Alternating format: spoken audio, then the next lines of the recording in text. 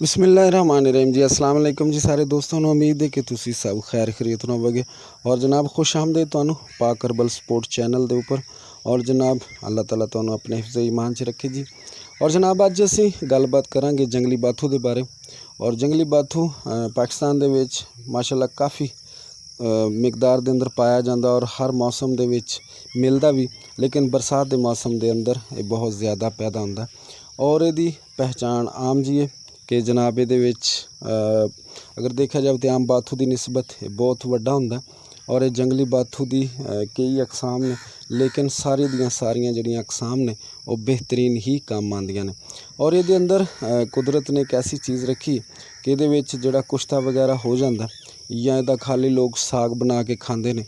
और साग के हवाले नाल गल की जाती कि जोड़े गर्मी के अमराज ने उन्होंने वास्ते बहुत ही फ़ायदेमंद है, क्योंकि इहदा जोड़ा अपना ज़ाती मिजाज है वो जनाब सर्द व तर और वह अफाल मलयन यानी कब्ज़ वगैरह नहीं होने दिंदा।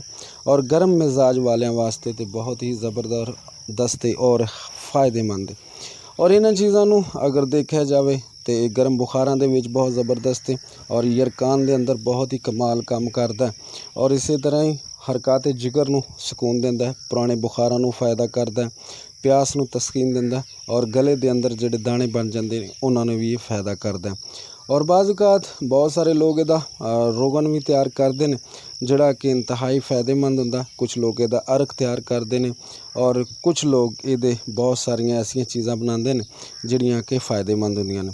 और आम रूटीन च अगर देखा जाए तो फिर सभी लोग इहदे तो फ़ायदा चुकते हैं। और देहात दे विच अक्सर सरसों के साग दे विच भी इहनूं पका के खाधा जाता, जिहड़ा इंतहाई फ़ायदेमंद हुंदा और रंग नूं सुरख करदा, पेट की कब्ज़ नूं ख़त्म करदा, गैस नूं ख़त्म करदा और पत्थरी नूं ये खारिज करदा और पेशाब की जलन नूं फ़ायदा करदा। इस तरह बवासीर और दीगर अमराज जिहड़े ने उन्हां नूं ये फ़ायदा करदा। और इहदा बहुत ही फ़ायदा बहुत ही लाजवाब आम जिहा अगर देखा जाए तो जिस तरह कि संख कुश्ता इहदे विच कीता जांदा, जिहड़ा बहुत ही ज़बरदस्त हुंदा। इहदे विच करना कुछ इस तरह हुंदा कि संख लैना तुसीं 100 ग्राम और इहदा पानी तुसीं लैना 200 ग्राम और संख नूं गर्म करके यानी लाल करके तो ये पानी दे विच बुझावे दिओ। जो टुटन के काबल हो जाए उन्होंने पीस लो और वही पानी ये पा के उहदियां टिक्कियां बना लो और गिल हिकमत करके किसी कुझे बंद करके तो इनू तुसी 20 किलो की अग दे दो। और इस तरह ही बार बार तकरीबन 4 अग्गां देने तो बाद तुहाडा बेहतरीन कुश्ता तैयार हो जाएगा। वो कुश्ता जिहड़ा और इतना ही ज़बरदस्त हुंदा कि गुरदे की पत्थरी और जिहड़ा कि सप वगैरह अगर लड़ जाए तो वो जहरां नूं भी रोकदा, इस तरह गर्मी के बुखारां नूं भी रोकदा। और इस तो इलावा ये बहुत सारे फ़ायदे ने और इंतहाई फ़ायदेमंद चीज़ है। और इस तरह अगर देखा जाए तो आम रूटीन चिदारक तैयार करके जिन्होंने वरमे जिगर गर्मी की वजह तो हो जाता उन्होंने लोगों को ये फ़ायदा करता। आम देखा गया कि इस कदर फ़ायदे ने और बहुत ही लाजवाब और इंतहाई फ़ायदेमंद चीज़ है। दोस्तों की गुजारिश है कि इनू गौर न देख लो और जनाब ये तो फ़ायदा चुको। इस टाइम पूरे पाकिस्तान दे विच और जनाब ये काफ़ी फसल उगी और जनाब ये बहुत सारिया चीज़ां बन सकदियां ने और अल्लाह ताला की बड़ी वड्डी एक नेमत है जिदे तो फ़ायदा चुकने हुण साडा काम बनदा।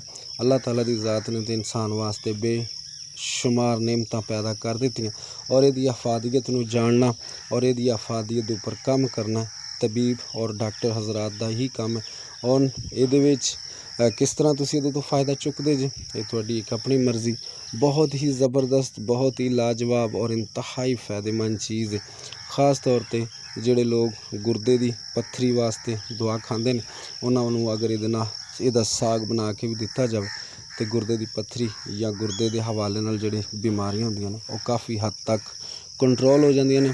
और उस तो बाद जिहड़ी पेशाब हुंदा जलन दे नाल आ रहा हुंदा और बहुत ज़्यादा सोजिश पैदा हो जाती उहदे वास्ते भी एक कमाल चीज़ है और बहुत ही ज़बरदस्त है। ये तो फ़ायदा चुको और आम रूटीन इंशाअल्लाह ताला बहुत सारिया वीडियो तुहानूं बना के देंगे जिहड़े दूसरे बाथू भी ने। और उम्मीद है कि तुहानूं अज दी भी कावश पसंद आएगी और जनाब इंशाअल्लाह ताला नैक्सट टाइम भी तुहानूं इस तरह का ही बहुत सारी जड़ी बूटियां का तारफ़ करवावांगे। और जनाब अल्लाह ताला तुहानूं ते सानूं सारिआं नूं हमेशा अपने हिफ्ज़ ईमान च रखे। और जनाब इस चैनल नूं सबसक्राइब ज़रूर करा करो, शेयर ज़रूर करा करो और लाइक ज़रूर करा करो।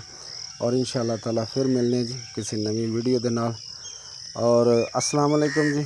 अल्लाह ताला तुहानू अपने हिफ्ज़ ईमान च रखे तो हमेशा हसदे वसदे रहो और हमेशा दूसरों वास्ते भी दुआ करा करो, क्योंकि अल्लाह ताला दूसरों ते रहम करने वाले अल्लाह ताला अपने रहम दे नाल भी नवाजदा है। बहुत शुक्रिया। अस्सलाम वालेकुम।